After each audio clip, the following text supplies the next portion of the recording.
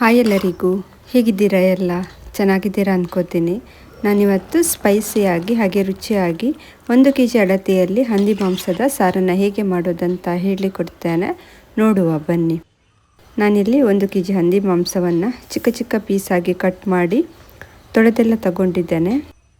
ಇನ್ನು ಇದಕ್ಕೆ ಮಸಾಲವನ್ನು ರೆಡಿ ಮಾಡುವ.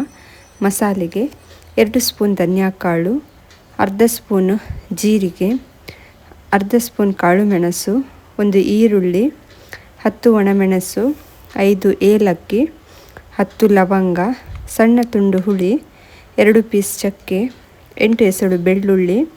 ಇಷ್ಟನ್ನು ಸ್ವಲ್ಪ ನೀರು ಹಾಕಿ ಗ್ರೈಂಡ್ ಮಾಡಿಕೊಳ್ಳಿ. ರೋಸ್ಟ್ ಮಾಡಬೇಕಂತ ಇಲ್ಲ. ಹಾಗೆ 2 ಬೆಳ್ಳುಳ್ಳಿನ ಬಿಡಿಸಿ ತಗೊಂಡಿದ್ದೇನೆ. ಸ್ವಲ್ಪ ಶುಂಠಿ, 4 ಹಸಿಮೆಣಸು, ಹಾಗೆ 4 ಈರುಳ್ಳಿನ ಸ್ವಲ್ಪ ದೊಡ್ಡದಾಗಿ ಕಟ್ ಮಾಡಿ ತಗೊಂಡಿದ್ದೇನೆ. ಇವೆಲ್ಲವನ್ನು ಮಾಂಸಕ್ಕೆ ಹಾಕ್ಕೊಳ್ಳಿ. ಹಾಗೆ 3 ಪಲಾವ್ ಎಲೆನ ಕಟ್ ಮಾಡಿ ಹಾಕ್ತಾ ಇದ್ದೇನೆ. ಹಾಗೆ ಸ್ವಲ್ಪ ಅರಿಶಿನ,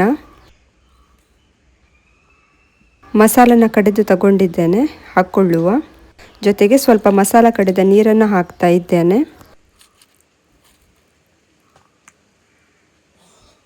ರುಚಿಗೆ ತಕ್ಕಷ್ಟು ಉಪ್ಪನ್ನು ಹಾಕ್ಕೊಳ್ಳಿ.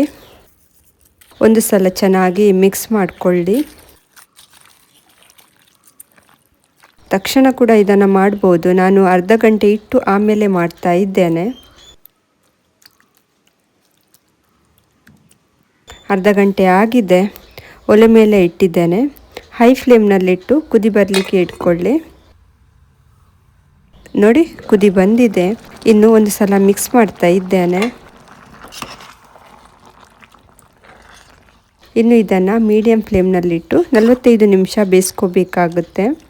ಮಧ್ಯ ಮಧ್ಯದಲ್ಲಿ ಮಿಕ್ಸ್ ಮಾಡ್ತಾ ಇರಿ, ತಳ ಹಿಡಿಯುತ್ತೆ. ಹಾಗಾಗಿ ಇನ್ನು ಇದು ಬೇಯಲಿ.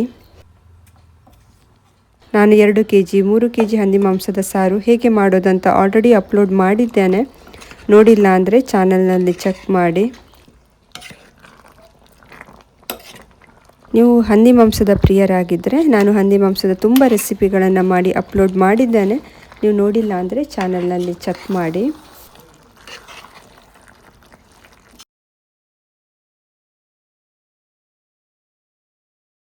ಹಂದಿ ಮಾಂಸದ ಸಾರು ರೆಡಿಯಾಗಿದೆ.